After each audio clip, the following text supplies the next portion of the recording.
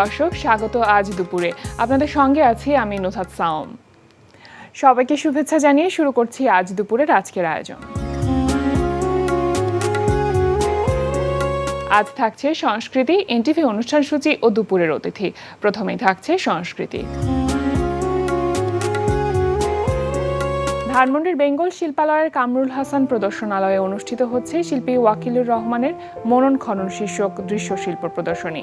প্রদর্শনী চলবে ৩ সেপ্টেম্বর পর্যন্ত। এবার এনটিভি অনুষ্ঠান সূচি। এবার জানিয়ে দিচ্ছি এনটিভির আজ রাতের বিশেষ বিশেষ অনুষ্ঠানগুলির সময়সূচি। সন্ধ্যা ৬টা ৪৫ থাকছে গৌতম মণ্ডলের প্রযোজনায় অনুষ্ঠান অন্যরকম গল্প।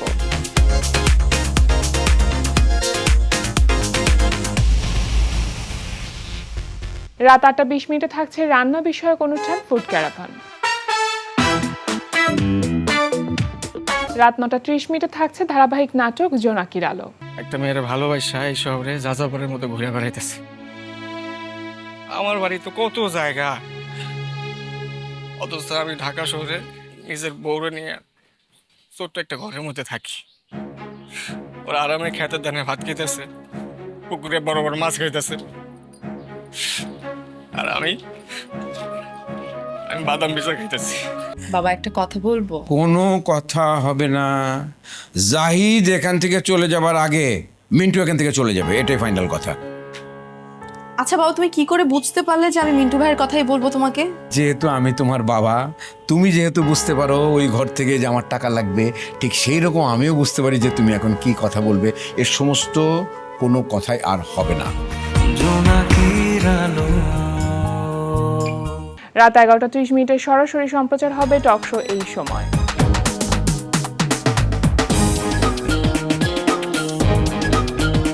এই ছিল এনটিভির আজ রাতের বিশেষ বিশেষ অনুষ্ঠানগুলির সময়সূচি। প্রিয় দর্শক, আমাদের আজ দুপুরের অতিথি সঙ্গীত শিল্পী সৈয়দ নাফিস। শুভ দুপুর ভাইয়া। শুভ দুপুর আপনাকে। কেমন আছেন? ভালো থাকার চেষ্টায় আছি আসলে। সেই চেষ্টাটাই আসলে মূল কথা। মানে সবকিছুই তো থাকে, আশেপাশে ভালো খারাপ সবকিছুই থাকে, তারপরেও আমাদেরকে ভালোটাকে দেখে আসলে নিজেকে ভালো রাখার চেষ্টা করতে হয় এবং সেই একই সাথে আশেপাশের মানুষগুলোকে ভালো রাখার চেষ্টা হয়। একদম। আপনি সেই জায়গা থেকে গান দিয়ে অন্য মানুষের মনটাকেও ভালো করে দেওয়ার একরকম চেষ্টায় রত আছেন। গানের সাথে এই পথ চলা তো অনেকগুলো বছর, প্রায় ১২ বছরের বেশি সময় হবে। তা হবে। তো কিভাবে আসলে গানের সাথে আসা বা গানের সাথে নিজেকে যুক্ত করা? একদম ছোটবেলায় যদি বলি, আমার ওই ক্ষুধাটা আমার মা যে গানের স্কুলে আমাকে ভর্তি করে দিয়েছিলেন সেখানেই ছিল। তখন ক্লাস 3-তে পড়ি। এক বন্ধুর সাথে মিলে আমরা ভাবলাম সব অন্য মানুষের গান কেন গাইবো, নিজেদের গান একটু গাই না। তো ওর নাম ছিল তুরাগ, আমার নাম নাফিস। আমরা দুজনের নাম ছোট করে নাতু তুনা সঙ্গীত নাম দিয়ে গান লেখা শুরু করলাম। So I guess that's the journey. গানের স্কুলটা বেশি দিন কন্টিনিউ করা হয়নি, পড়াশোনার চাপ, 5-এ বৃত্তি, 8 অ্যান্ড দেন এরপরে গিটারের ঝোঁক। এরপরে আমি ভালো ছাত্র হওয়ার কারণে আবার একটা প্রবলেম ফেস করি, বাবা মা মিউজিকটা খুব একটা বেশি পছন্দ করে না। সো তারপরেও ইট ওয়াজ আ স্ট্রাগল। সেখান থেকে 8-এ গিটার শিখতে থাকি। তখন আমার এক বন্ধু, ওর নাম প্রসূন, ও ধাক্কাটা না দিলে বোধহয় আজকে গান করাই হতো না। একটা গান লিখতে 6 মাস লিখেছিল। সো ওই কিছু কিছু মানুষ আসলে অজান্তেই আমাকে মিউজিকের দিকে ঠেলে দিয়েছে। আমিও আসলে ওই স্রোতেই গা ভাসিয়ে এই পর্যন্ত বলতে পারেন। আচ্ছা, অনেকেরও থাকে যে মিউজিকের সাথে পথ চলাটা শুরু হয় গান শেখার মাধ্যমে, কিন্তু আপনার ক্ষেত্রে ব্যাপারটা অনেকটা উল্টো, মানে গান লেখা থেকে তারপর গানে আসা কি? মানে শেখার বিষয়টা তো তখন চলমান চলছে। আমার বাবা খুব শৌখিন মধ্যবিত্ত ঘরের মানুষ ছিলেন। উনি খুব উদ্ভট ক্যাসেট নিয়ে আসতেন। তো এক একটা ক্যাসেটে আমি আসলে মানে আমি মিউজিক্যালি এত বেশি চেঞ্জেস এক্সপিরিয়েন্স করেছি ছোটবেলা থেকে। আমার মা শুনছে ভেঙ্গা বয়েজ, কার্পেন্টার্স, বাবা শুনছে পাকিস্তানের নূরজাহানের গান, এদিকে কিশোর কুমার, এদিকে আমি কিনে আনছি ক্লাস 2-তে বসে নচিকেতার ক্যাসেট। সো খুব জগা খিচুড়ি, বলিউড চলছে বাসায় হরদম, এদিকে ব্যান্ড আসলে যে সব ধরনের গান শুনছেন। হ্যাঁ একদম। I think that inspired and mostly I still remember Habib and ফুয়াদের অ্যালবাম। এই দুটো আমাদের আসলে মিউজিক্যালি যারা আমরা সামনে এসেছি, আমাকেও মিউজিক করতে হবে, ওই জেনারেশনটাকে আসলে উদ্বুদ্ধ করেছে গানের ক্ষেত্রে। একদমই। সো গান গাওয়ার যে আসলে ক্ষুধাটা, ওটাও আমার বাবা নানুর কারণে। আমার নানু কিশোরগঞ্জ সরকারি উচ্চ বিদ্যালয়ে যেটা মেয়েদের, ওখানে টিচার ছিলেন, উনি আমাকে নিয়ে যেতেন গান গেতে অনেক ছোটবেলা থেকেই। আচ্ছা। সো স্টেজ পারফর্ম করার বিষয়টা মানে বললাম না, সবাই মনের অজান্তেই আমাকে আসলে মিউজিকের দিকে পুশ করেছে এবং আমিও জিনিসটাকে মোটামুটি এনজয় করেছি। মানে সময়টা যেদিকে গিয়েছে, যেভাবে গিয়েছে, আপনিও নিজেকে সেভাবে করে রূপটা একদমই। দিয়েছেন। আচ্ছা, আর এমনি প্রাতিষ্ঠানিকভাবে কোনো ওস্তাদজির কাছে কি গানের জন্য কখনো তালিম নেওয়া হয়েছে? ছোটবেলার কথা যদি বলি, যখন বললাম যে গান শিখতাম ক্লাস 3 থেকে 5, তখন ছিলেন গুরুজি আমার প্রশান্ত কুমার। উনি কলকাতার ছিলেন, অসম্ভব ভালো তবলিয়া ছিলেন। আমার এখনো মনে আছে, একটু ভালো গাইতে পারতাম বলে ছোটবেলায় যেটুকু সময় তুমি থাকো পাশে আমাকে শেখানোর চেষ্টা করছিলেন উনি। আমি হা করে তাকিয়েছি, প্রেম তখন আমি বুঝি। আর এই যত অনুষ্ঠানের কথা বলছি, সামহাও ওনাকেই তবলিয়া হিসেবে আমি পেয়েছি, তবলাবাদক হিসেবে। এরপরে বড়বেলায় এসে আমি বলবো না আমার গুরু, আমি বলবো আমার মেন্টর। আমি যতগুলো শিল্পকর্মের সাথে জড়িত, উনি আমাকে সবগুলোতেই আসলে অনুপ্রাণিত করেছেন। পৃথ্বীরাজ, উনি মারা গেছেন 2019-এ। পৃথ্বীরাজ দার সংস্পর্শে এসে বোধহয় শিল্পীর থেকে বেশি মানুষ হতে শিখেছি। আমার মনে হয়েছে ওটাই বেশি দামি। শিল্পী তো হওয়াই যায় এবং অবশ্যই হচ্ছে, ওটাই তো আমার মূল লক্ষ্য। তার সাথে একটু করে মানুষটাকে কিভাবে জুড়ে দেওয়া যায়, ওটা বোধহয় তার সাথে থেকে মানে শিখেছি। শিল্পী হওয়ার মূল শর্তটা কিন্তু একজন মানুষকে আসলে প্রকৃত মানুষ হতে হবে, তারপরে তাকে শিল্পী হতে হবে। এটা হচ্ছে পূর্ব শর্ত। আপনার কাছ থেকে শুনে সেটা ভীষণ ভালো লাগলো। Thank you so আচ্ছা, much. গিটার বাজানোটা কিভাবে শিখলেন?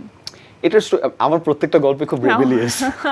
এটা আমার মনে হয় ওইটাই is the form of a Rockstar, I guess. একটু রেবেল না করলে বোধহয় গল্প বলে মজা নেই। তো গিটারের ব্যাপারটাও তেমনটাই। বৃত্তি পেলাম 5-এ, বাবা বললো ঠিক আছে গিটার কিনে দিচ্ছি, কিন্তু শিখতে আর সে দেবে না। আমার মা আবার তখন ম্যাজিক্যালি, উনি একটা কিন্ডারগার্টেন টিচার ছিলেন, আমি ছবিও আঁকি। আমার মা বললো তুই টিচার হবি? আমি আসলে কোনো কিছু না ভেবে হ্যাঁ বলে দিয়েছি। আমি ড্রয়িংয়ে ভালো, এটা আসলে বলছি কারণ আমি আসলে ওই জিনিসটাও ভালোভাবেই করি। তো টিচার হলাম, আমি তখন 500 টাকা বেতন পেতাম। তা দিয়ে আমি বাফাতে ভর্তি হলাম এবং সেটাতে গিটার শিখতাম এবং আব্বুকে বলতাম দেখো 200 টাকা এখনো বেঁচে আছে, বেতন দিয়েও আমার কাছে টাকা থাকছে। So that lasted till class 9। Class 9 পর্যন্ত আমি নিজের গিটার শেখার খরচটা নিজে দিয়েই শিখেছি। বাহ। সো আমি বুলবুল ললিতকলা একাডেমিতে ছিলাম রেজা স্যারের অধীনে। আমাদেরকে ক্লাসিক্যাল গিটার বা মোস্টলি নাইলন স্ট্রিং, মানে একদম প্রাতিষ্ঠানিকভাবে গিটারের যে ব্যাপারটা শেখানো। আমার এখনো মনে আছে 180 জন ছাত্র ভর্তি হয়েছিল, প্রথম দিনের লেসন পেয়ে ছাত্র কমে 25 জন হয়ে গেছে।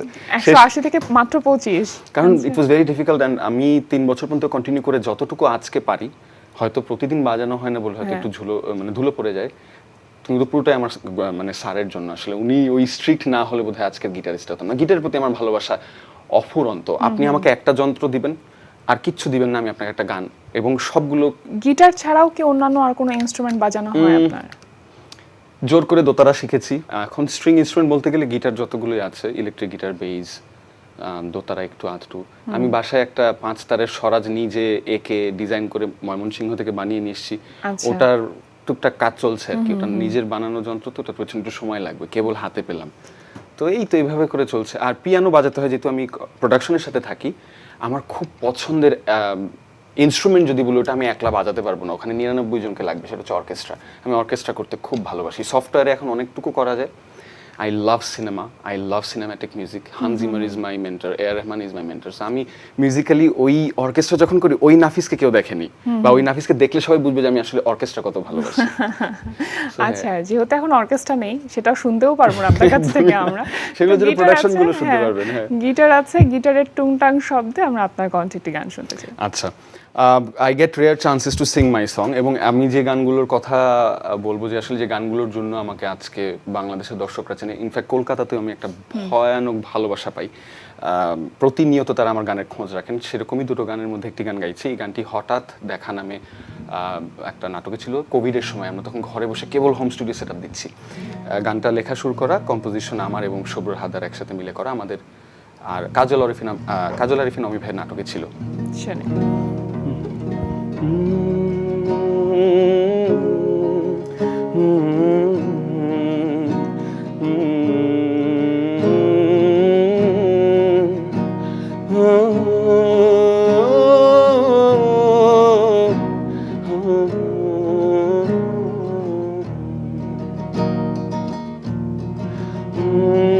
দূরে যে ছিলে,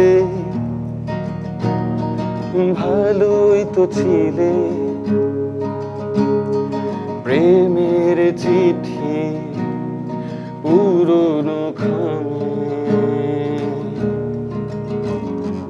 আড়ালে রাখি আমি সামনে দু চোখে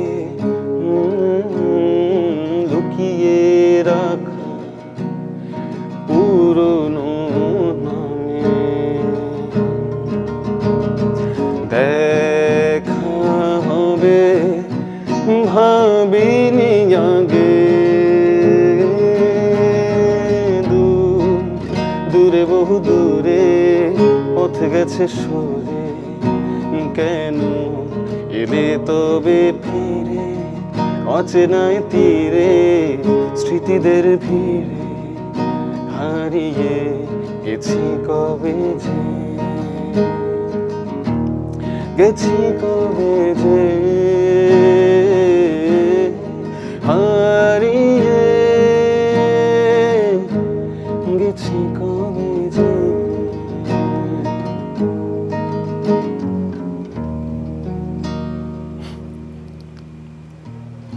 অনেক ধন্যবাদ। আচ্ছা, আপনি বলছিলেন যে আপনার এই যে আঁকাআঁকির প্রতি একটা আগ্রহ আছে, আবার মিউজিকের প্রতিও আগ্রহ আছে। যেহেতু মিউজিকের ক্ষেত্রে আপনি অনেক বেশি প্যাশনেট, তাহলে মিউজিক নিয়ে লেখাপড়া না করে আপনি ফাইন আর্ট নিয়ে লেখাপড়া করেছেন ইন্টার থেকে, এটা কেন? আচ্ছা, বোধহয় এখানেও আসলে একটা সেলফ ব্র্যান্ডিং হয়ে যাবে, বাট এটাও আমার মনে হয় একটা অ্যাওয়েকেনিং স্টেটমেন্ট, কারণ এটা দরকার। আমরা এখন সবাই মাল্টিটাস্কার, একটা কাজ কিন্তু আমরা কেউ করি না। সো আমি এমন একটা আর্টিস্টিক ক্যাটাগরিতে পড়ি যাকে আমরা আসলে শব্দে বলি পলিম্যাথ। আপনি রবীন্দ্রনাথ ঠাকুরকে দেখুন, সত্যজিৎ রায়কে দেখুন, কাজী নজরুল ইসলামকে দেখুন, তারা একের অধিক আর্ট ফর্মের প্রতি আসলে they were not interested, they were bound to do it, because তারা জানতো এটা তারা পারে। এরকম একটা ব্যাপার, চর্চার অবশ্যই প্রয়োজন, এবং সেটা সে যেখান থেকে যে যেভাবে পেয়েছে সে অনুযায়ী বড় হয়েছে। কিছু একটা ব্যাপার থাকে, একটা বিল্ট ইন ব্যাপার থাকে। হ্যাঁ, সো আমি আবার এখানে একটু লেফট অ্যালোন ফিল করি, কারণ আমার বন্ধু বান্ধব কেউ তো অতটা পলিম্যাথ না। বোধহয় পৃথ্বীরাজ দার সাথে এই কারণে আমি কানেক্ট করেছিলাম। এখন আপনি যেটা বললেন যে পড়াশোনার বিষয়ে কেন মিউজিককে না নিয়ে চারুকলা, আমার কাছে আমি অসম্ভব সরব একজন শিল্পী, আমি কার্টুনিস্ট, আমি দুর্নীতিবিরোধী কার্টুন প্রতিযোগিতাতে প্রতিবারই পুরস্কার পেয়েছি। সো ওটার প্রতিও সিরিয়াস হওয়ার কারণ ছিল কমপ্লিটলি অল্টারনেটিভ। আমি বাসায় মিউজিকের জন্যই বলেছিলাম, ইন্ডিয়াতে যেতে চেয়েছিলাম আমার কাছে মিউজিক শিখবো বলে, কিন্তু আমার বাবা মা আসলে খুব বেঁকে বসে কোনোভাবেই, মানে একদম রকস্টার মুভির মতো, ইটস নেভার নেভার, তুমি বাড়ি ছেড়ে চলে যাও, না হলে এখানে পড়াশোনা করবে, শেষ। মানে শেষটা কি বলো, সায়েন্সে পড়া স্টুডেন্ট হঠাৎ করে তুমি মিউজিকে কেন যেতে চাচ্ছ? তারও আগে আমি আসলে অটোমোবাইল ডিজাইনার হতে চেয়েছিলাম, বিদেশে চলে যেতে চেয়েছিলাম। বাবা মা ওটা মানলে বোধহয় মিউজিকে আসা হতো না, sir kind of happy that তারা আটকে দিয়েছিল। এরপরে চারুকলা was the last option, I would say. এবং আমি আসলে চারুকলায় পড়ার আরো অনেক আগে থেকেই শিল্পীদের সাথে আড্ডা দিই। আমি যখন অনেক ছোট, 9 থেকে ইন্টার ফার্স্ট ইয়ার পর্যন্ত আমি ছবির হাটে আড্ডা দিই। তো আমার চারুকলা দেখার এক্সপিরিয়েন্সটাও আবার খুব এনিগম্যাটিক, মানে ইন্সপিরেশনটা ওখান থেকে এসেছে। আমি সকাল দুপুরে চারুকলা দেখিনি, দেখতাম সন্ধ্যের পর থেকে যখন আর্টিস্টরা সারা রাত ধরে ছবি আঁকতো। মানে শিল্পী হব না কি করে। আমার এখনো মনে হচ্ছে ক্লাস 6-এ আমার আর্টের যিনি টিচার ছিলেন, আমি ওনার নাম ভুলে গেছি, আমাকে আসলে ক্ষমা করবেন, তো উনি আমার মাকে রীতিমতো জোর করে যে আমি ওর একটা এক্সিবিশন করতে চাই, এবং স্কুলে উনি রীতিমতো জোর করে আমার একটা এক্সিবিশনও করার চেষ্টা করেছিলেন। বললাম না, আমার আশপাশের মানুষগুলো খুব পাওয়ারফুলি পুশার ছিল, এবং সবাই প্রত্যেকটা জায়গাতে আমাকে পুশ করেছে। আমি যখন অভিনয় করেছি তখন আমি ডিরেক্টরের সাপোর্ট পেয়েছি। আমি রিসেন্টলি পরমব্রত সাথে আজব কারখানা নামে একটা সিনেমা হয়েছে শাবনাম ফেরদৌসী, ওখানে ছোট্ট একটা রোল প্লে করেছি। বাট মানে থাকে না ওই অন স্ক্রিনেও আমি যাতে সাবলীল থাকি, ডিরেক্টররাই আমাকে আসলে ইউ রিল্যাক্স, তোমার হয়ে যাবে, তুমি পারবে। তো এই প্রত্যেকটা আর্ট ফর্মের প্রতি আমার যতটুকু আজকে অবদান, তার পেছনে আসলে যে মানুষগুলো আমাকে বলেছে তুমি তো ভালো পারো, তোমার আরো করা উচিত, আমার মনে হয় তারাই আমাকে আজকে এই জায়গাগুলোতে নিয়ে এসেছে। আমি কোনটা ছাড়বো বলুন? এবং আচ্ছা, এই যে মিউজিক, তারপরে হচ্ছে আপনার ছবি আঁকা, কার্টুন, অভিনয় করা, এগুলো সব তো আর্ট ফর্মের এক একটা প্ল্যাটফর্ম। তো আপনার কাছে কি মনে হয় যে এতগুলো আর্ট ফর্ম কোন জায়গাটাতে আসলে কানেক্টেড? খুব সুন্দর প্রশ্ন করেছেন। কানেকশনটা বোধহয় এক্সপ্রেশন বলতে পারা। আমার মনে হয় গান করতে করতে একটা সময়, অ্যাটলিস্ট আমার ক্ষেত্রে যেটা মনে হয়, আমি বোধহয় সব কথা গান দিয়ে বলতে পারছি না, একটু ছবি আঁকি। ছবি আঁকতে মনে হলো না আমি বোধহয় ছবি এঁকেও সবটুকু বলতে পারছি না, একটু কবিতা লিখি। আচ্ছা না, কবিতা লেখাও বোধহয় হচ্ছে না, আমি একটু অভিনয়কে একটা চরিত্র ধারণ করে আমি আরেকটু বেশি কি বলতে পারি। আমার মনে হয় ক্ষুধাটা বলার। আমার মনে হয় এটা এক ধরনের অভিশাপ যে আসলে আপনার কোনো ভাষাই যথেষ্ট নয়। শিল্পীর জন্য বোধহয় কোনো ভাষা যথেষ্ট নয়, অ্যাটলিস্ট আমার মতো একজন শিল্পীর জন্য। বাহ, চমৎকার করে বললেন। আচ্ছা, এখন তো গান লেখা হচ্ছে, গান সুর করা হচ্ছে, কম্পোজ করা হচ্ছে, আবার নিজের গানও গাওয়া হচ্ছে এবং অন্যান্য শিল্পীরা আপনার গানগুলো গাইছেন। তো সেক্ষেত্রে আসলে বিষয়টা কিভাবে, মানে আপনার ক্ষেত্রে প্রসেসটা কিভাবে কাজ করে? এক্ষেত্রে আমি বলবো যে এটা বাংলাদেশে না, আমার মনে হয় আমরা যারাই একটু মডার্ন মিউজিকের দিকে হেলে পড়েছি, আমাদের অ্যাপ্রোচ টুয়ার্ডস মানে যারা আমাদের সাথে সহশিল্পী তাদের প্রতি আমরা আসলে অনেকটাই বেশি কি বলবো স্বাচ্ছন্দ্য বোধ করে কথা বলার ক্ষেত্রে, কিন্তু এখন আমাদের আসলে স্বাভাবিক অর্থেই মিউজিক্যাল সেক্টরের সিনিয়রদের সাথে আমাদের ওই সিনিয়রিটিটাও মেনটেন করতে হয়। তবে এটাও সত্য, অনেক সিনিয়র আর্টিস্ট আছেন যারা আমাদের সাথে খুব সুন্দর করে মিলেমিশে গেছেন এবং সেক্ষেত্রে আমরা আরও সাবলীলভাবে কাজ করতে পেরেছি। তারই ধারাবাহিকতায় জাহিদ প্রীতম ভাই আমার সাথে বুক পকেটের গল্প নামে একটা নাটকে অভূতপূর্ব সাফল্য পেলেন। যখন আমি অবাক হয়ে গেলাম, যখন ব্যাকগ্রাউন্ড স্কোরিংয়ের মতো একটা বিষয় নিয়ে অডিয়েন্স বলছে বাহ এই ব্যাকগ্রাউন্ড স্কোরিং কে করেছে, তখন শিল্পী হিসেবে আসলে ভালোই লাগে। এর ধারাবাহিকতায় দ্বিতীয় নাটকে ইমরান মাহমুদুল ভাইয়া এবং স্মৃতিশা আপু ওনারা আমার লেখাসুর করে একটা গান করলেন। আমার এখনও মনে আছে স্টুডিওতে এসে দুজনেই একটা কথা বলেছে যে তুমি কি কমপ্লিকেটেড গান সুর করা ছাড়া কিছু করতে পারো না। ওটা একটা, আমি তাদের ভেতরে একটা ক্ষোভ, রাগ, ভালোবাসা সব দেখতে পেয়েছি। এইটুকুন পিচকি ছিল, এরকম কঠিন, আমি আসলে কঠিন বলে তো কোনো শব্দ নেই, যে গান করে তারাও মজা পায়, যে গানটা করতে গিয়ে একটু হলেও আমি ওই গ্রুভ বা ওই মুডের ভিতরে ঢুকতে পারছি। আমার মনে হয় আমি গানের ক্ষেত্রে এখন একটা কথা খুব জোরালো ভাবে বলি, গানে অভিনয় আছে, গানে অভিনয় আছে, এটা আমরা দেখতে পাই কিশোর কুমারের কাছ থেকে, আমরা দেখতে পাই আশা ভোসলের কাছ থেকে। ইনফ্যাক্ট আমরা যদি আমাদের সিনেমার গানগুলোতেও দেখি, এক সময়কার শিল্পীদের কণ্ঠে আপনি অভিনয়টা দেখতে পাবেন এবং অভিনয়টা ইম্পর্টেন্ট। তো গায়কের মধ্যে যদি অভিনয়টা না থাকে না, আমার মনে হয় না সেটা সফল একটা তো প্রকাশ করা সম্ভব হবে। সো আমি এখন যখন রেকর্ডিস্টের চেয়ারে, তখন আমি আর্টিস্ট অবশ্যই আমরা পিক করি যারা অবশ্যই সুরে গায়, ভালো গায় এবং সবাই তাদের জায়গা থেকে তাদের সর্বোচ্চ ভালোটাই দিচ্ছে।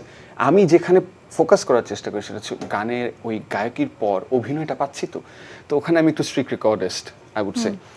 Again seniors are very supportive towards it. তো আমার মনে হয় ওইটাই, আমি এই জায়গাটাতেও আনন্দ বোধ করি যে শিল্পীরা আমার সাথে আমাকে আসলে আমার বয়স বা আমার এক্সপিরিয়েন্স দিয়ে দেখেন না, আমার ওই মুহূর্তের কাজটা দিয়ে আমাকে জাজ করে, না okay now this is something and I am really happy about it. আর নিজের কাজ বা নিজের গাওয়া গানের ক্ষেত্রের কাজগুলো নিয়ে কি এখন সামনের দিকে কোনো এটা আমার অনেক বড় একটা প্রশ্ন ফেস করতে হয়, স্পেশালি আই হ্যাভ সার্টেন সংস আমি যেগুলো ঢাকা ইউনিভার্সিটিতে সোডিয়াম বাতির গান সহ আরও ঢাকাতে বিভিন্ন জায়গাতে ছোটোখাটো যেই কনসার্টগুলোর মতো হয় যে জায়গাগুলো থেকে, তো লোকমুখে গানগুলো আসলে পরিচিত ছিল, আমার উচিত ছিল সেই গানগুলোকে বের করে ফেলা। কিন্তু আসলে অ্যাজ আ সোলো আর্টিস্ট যে নিজেই সব কিছু করছে, আসলে তার জন্য আমার মনে হয় একটু ডিফিকাল্ট হয়ে যায় নিজের কোনো কিছু তৈরি করে সার্ভ করবার জন্য। সময়টাও খুব অদ্ভুত বিষয় চলে যায়। তো এখন চেষ্টা করছি আসলে, ওই যে আমি বলি না আমার গল্পটা পুরোটাই স্ট্রাগলিং, প্রতিবারই আমাকে আসলে জিরো থেকে শুরু করতে হয়। I think you know better given the situation that we are in right now. তো আসলে শূন্য থেকে শুরু করে একটা শিল্পী মুখে হাসি নিয়ে আসলে তাও আপনাদেরকে বলেই যাচ্ছে যে হ্যাঁ আমি বোধহয় নিজের গানগুলো করব। তারই ধারাবাহিকতায় আমি আমার নিজের একটা ফেসবুক পেজ আছে, তার নাম এনাফ ইজ এনাফ। ওটাও অনেক রাগ করে দিয়েছি যে আচ্ছা আমি সব করি, এনাফ ইজ এনাফ। তো কোনো ইউটিউব চ্যানেল আছে? ইউটিউব চ্যানেলটাও সেম নামেই আছে। ওখানে কিছু কভার বেশ সারা ফেলেছিল ডিউরিং কোভিড। অরিজিনাল গানের ক্ষেত্রে আমি এই কিছু একটা ছেড়েছি, শীত আসবে বলে আমি শীতে একটা গান করেছি, চেয়েছিলাম প্রতি মাসে একটা গান করতে, কিন্তু জীবিকার তাগিদে আমি আপাতত এই মুহূর্তে নিকেতনে একটা স্টুডিওতে as a head of music আছি, শব্দ স্টুডিও। তো আসলে ওই ব্যস্ততার সাথে নিজের গানের পেছনে সময় দেওয়া হচ্ছে না। তবে নাটকের কাজ, সিনেমার কাজের ব্যাপারে আমি যথেষ্ট সরব। আমি রিসেন্টলি একটা সিনেমার গানের কাজ করছি, সাবিন ভাইয়ার, রাশিদ পলাশ ভাইয়ার রংবাজার সিনেমার ব্যাকগ্রাউন্ড স্কোরিং করছি। সামনে আরো কিছু কাজ যদি সবকিছু ঠিকঠাক থাকে হওয়ার সম্ভাবনা তৈরি হলেও হতে পারে। অবশ্যই অনেক অনেক শুভকামনা রইল। একদম শেষ পর্যায়ে আমরা আরো একটি গান শুনবো। কোন গানটি শুনছি এবার? আবারও এই গানটার ছোট মেমোরিটা শেয়ার করতে চাই। এটা আমাকে মানুষজন ভিডিও করে পাঠায়। আরঙের প্লেলিস্টকে আমি সবসময় বলি it's very class, it's soothing to hear. তো আরঙে, এটা আমি আসলে কোনো ব্র্যান্ডিং করছি না, it's just very happy to know. আমার মা একসময় আরঙে চাকরি করতেন, তো প্রত্যেকটা আউটলেটে এই গানটা বাজে, ওদের রেগুলার প্লেলিস্টে এই গানটা থাকে এবং I understand they picked it because it's very soothing. তো আমার এই গানটা খুব পছন্দের।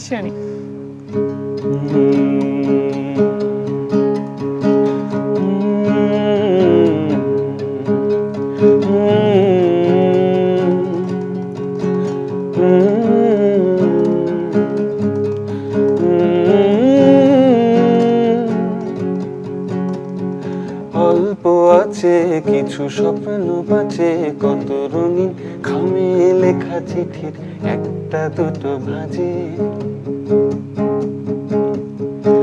আমার যা ছিল আজ তোমার তা আছে, বলো দূরত্ব বাড়িয়ে কি হবে, যাই কি বা আসে।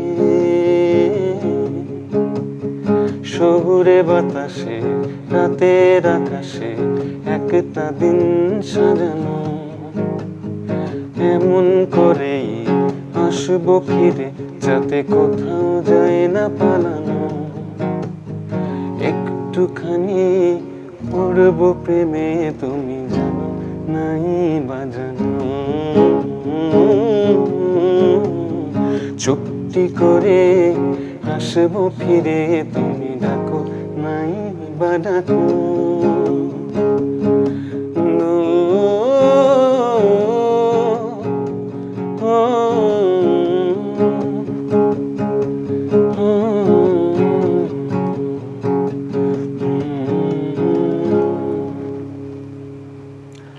অনেক অনেক ধন্যবাদ আপনাকে গান শোনাবার জন্য, এত চমৎকার একটা গল্প করবার জন্য, আপনার সময় আমাদের সাথে শেয়ার করবার জন্য। ভালো অসংখ্য থাকবেন। ধন্যবাদ এনটিভিকে এবং আপনাকেও এত সুন্দর একটা আয়োজনে আমাকে আমন্ত্রণ জানাবার জন্য।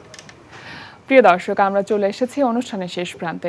অনুষ্ঠান সম্পর্কে আপনার মতামত জানাতে মেইল করুন আজ দুপুরে @ntvbd.com এ। বিশ্বের যে কোনো প্রান্ত থেকে যে কোনো সময় আজ দুপুরে দেখতে ভিজিট করুন আমাদের পূর্ণাঙ্গ ওয়েব পোর্টাল www.ntvbd.com। এছাড়া এনটিভি সব জনপ্রিয় অনুষ্ঠান ও খবরের আপডেট পেতে ভিজিট করুন আমাদের ইউটিউব চ্যানেল ও ভেরিফাইড ফেসবুক পেজে। সবার মঙ্গল কামনা আজকের মতো এখানে শেষ করছি। শুভ দুপুর।